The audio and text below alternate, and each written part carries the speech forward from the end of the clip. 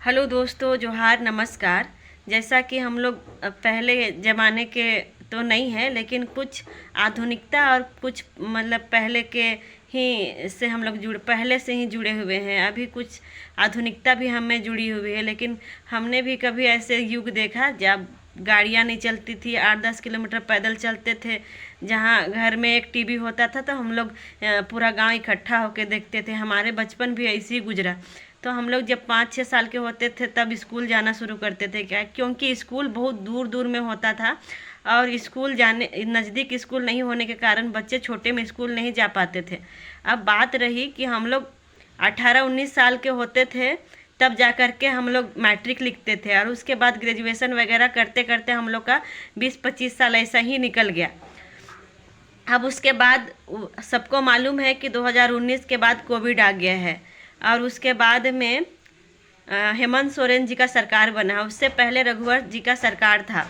उस समय जब रघुवर जी का सरकार था उस समय हमने सुना था और हमने देखा भी था। जब हम उस समय हम लोग का ग्रेजुएशन हम लोग पास आउट नहीं हुए थे, तब हम लोगों ने देखा था कि रघुवर सरकार के समय में भर भर के नियुक्तियां हुई थी, भर भर के नौकरियां बहाली हुई थी, जिसमें बहुत सारे विभाग के बहुत सारे लोगों का नियुक्ति हुआ था और बहुत सारे विभाग में उस समय नियुक्तियां हो रही थी, जिसमें से पंचायत सचिव, पंचायत से राजस्व कर्मचारी, वन रक्षी, कक्षपाल, सचिवालय, IRB पुलिस, झारखंड पुलिस, अरे इतना सारा हर क्षेत्र में टीचर बहाली, हर चीज़ का बहाली हुआ था। उस समय कोई भी ऐसा क्षेत्र नहीं था जिसमें बाकायदा था बाकी था वैकेंसी होने के लिए। लेकिन जब से हेमंत सोरेन की सरकार बनी है, उनकी पता नहीं क्या मानसिकता है और क्या मनसा है, ये कहना बहुत मुश्किल है हमारे हेमंत सोरेन जी का। और हमें पता नहीं क्या करने वाले हैं। हम छात्राओं का भविष्य के साथ पूरा खिलवाड़ पे खिलवाड़ हो जा रहा है। 2019 के बाद उनकी कितनी नियुक्तियां हुई है ये सारे लोग देख रहे हैं। अभी में उत्पाद सिपाही निकाले हैं, ये रघुवर सरकार के समय का ही फिलअप हुआ था फॉर्म, और एग्ज़ाम भी हुआ था कंडक्ट।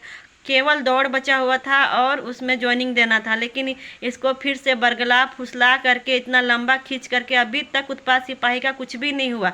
जहाँ तक सचिवालय का बात रहा तो ये भी 2017 का एडवर्टाइजमेंट था और उसी समय का फॉर्म फिलअप था। जहाँ तक रहा नगर, वो सबका सब चीज़ में ऐसी था, बहुत पहले का वैकेंसी था।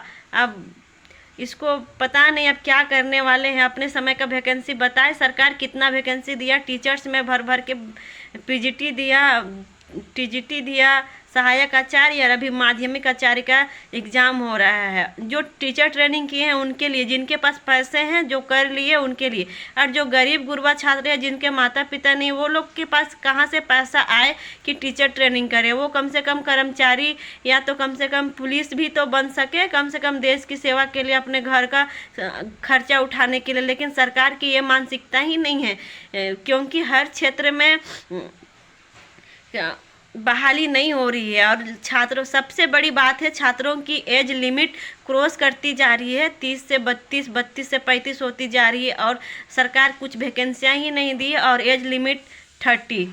बच्चों का तो ऐसे ही ग्रेजुएशन करते करते बहुत लोगों का 25-26 हो जाता है, और 2019 के बाद आपने वैकेंसी नहीं दी तो ऐसे भी 7 साल चला गया।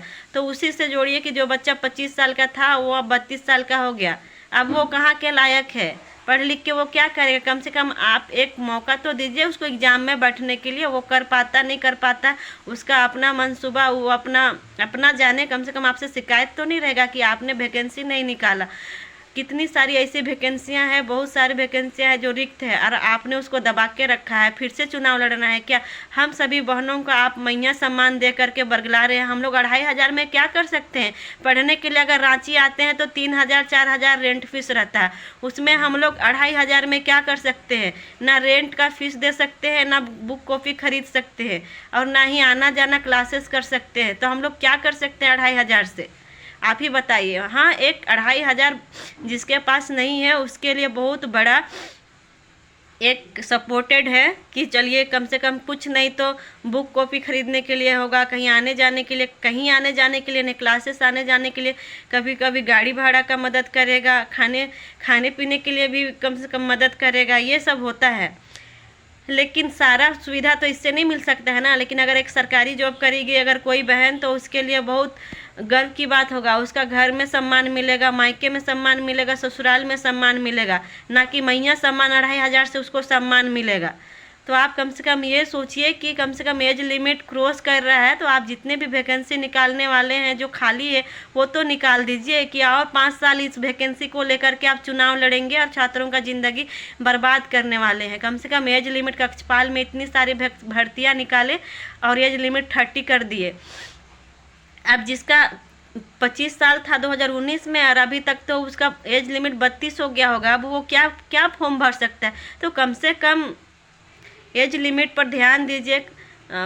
जनरल को 25 साल कर दिए, वो बेचारा क्या करेगा। कम से कम कुछ बहुत तो छूट मिलना चाहिए, क्योंकि आप एग्ज़ाम नहीं लिए, एग्ज़ाम कंडक्ट नहीं कराए, तो ये आपका गलती है, छात्रों का गलती नहीं कि उनका एज पार हो गया। कम से कम आप तो कम से कम अपने राज्य के छात्रों के बारे में सोचें और कम से कम आयु सीमा में छूट और 1-2 साल दिया जाए छात्रों को, ताकि छात्र कम से कम अपना भविष्य को उज्जवल बनाने के लिए मेहनत कर सके और एग्ज़ाम दे सके।